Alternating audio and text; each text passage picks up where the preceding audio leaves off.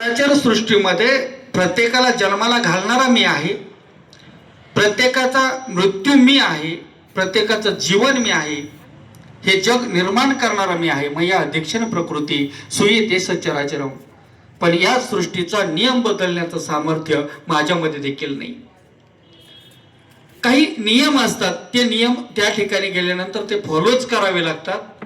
वळुंजकर महाराजांना माहिती आहे, आपण एखाद्या बसमध्ये प्रवासाला बसतो आणि बसमध्ये बसल्यानंतर आपल्याला तिथं प्रवास करत असताना जिथून बसलोय तिथपासून ते जिथं उतरायचंय तिथपर्यंतच्या प्रवासाचं तिकीट काढायला लागतं. हा नियम आहे.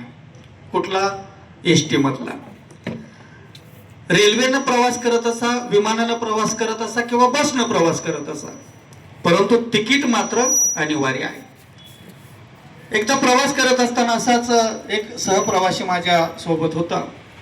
मी म्हटलं, दादा तिकीट घ्या. म्हटलं, मला आवश्यकता नाही. अहो म्हटलं, तिकीट घ्यायला लागेल.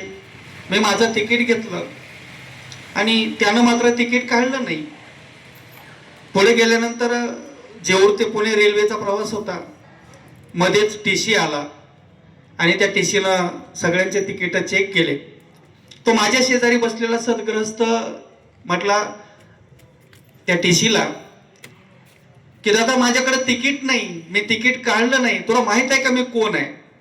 तो म्हटलं, कोण आहे तुम्ही? तो म्हटलं, मी माझ्या भागातला प्रसिद्ध असा नेता आहे, मी एक सर्वोच्च पदावर विराजमान आहे, मी अमुक अमुक पंचायत समितीचा सभापती आहे.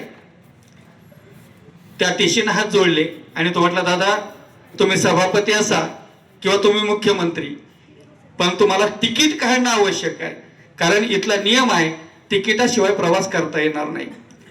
तो म्हटला, अरे मूर्ख आहे का तू? तुला माहित आहे का माझ्याकडे किती संपत्ती आहे? माझ्या बँकेमध्ये जर जाऊन पाहिलं तर कोट्यावधी रुपयांची संपत्ती पडून आहे. माझ्या अंगावरती एक अर्धा किलोच्या आसपासचं सोनं आहे. माझ्या हाताच्या 10 बोटांमध्ये अंगठ्या आहेत. त्या टीसीनं सांगितलं, दादा तुमची सगळी संपत्ती तुम्हाला लकलाव, पण इथला नियम आहे, तुम्हाला तिकीट काढायला लागेल.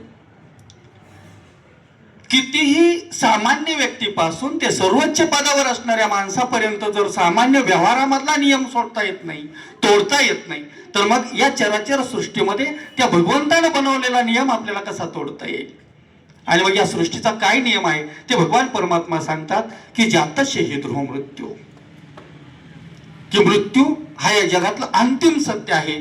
जो जन्माला आलेला आहे त्या प्रत्येकाला एक दिवस मरावं लागणार आहे. उपजले ते नासे, नाशिले पुनरपि दिशे, हे घटिका यंत्र जैसे परिभ्रमे का.